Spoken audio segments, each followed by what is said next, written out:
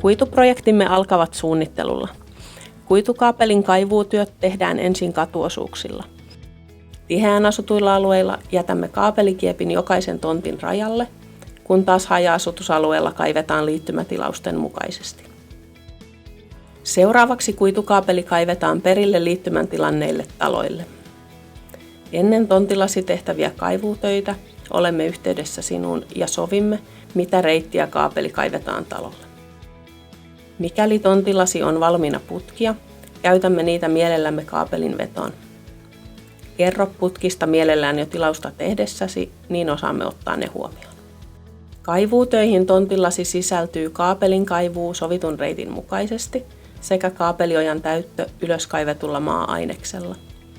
Kiveykset, istutukset ynnä muut pyrimme kiertämään. Mikäli asuinalueellasi on jo kuitu, voit tilata liittymän 4-6 viikon toimitusajalla. Kuitu on tonttisi rajalla ja merkitty puupaalulla. Maasta paalun alta löytyy värillisellä levyllä suojattu valokuitukieppi. Kaapeli on niin pitkä, että se riittää talollesi asti. Muista, että valokuitu on herkkä kaapelityyppi ja sen korjaaminen työlästä. Ole siis varovainen kaivaessasi kieppiä esiin.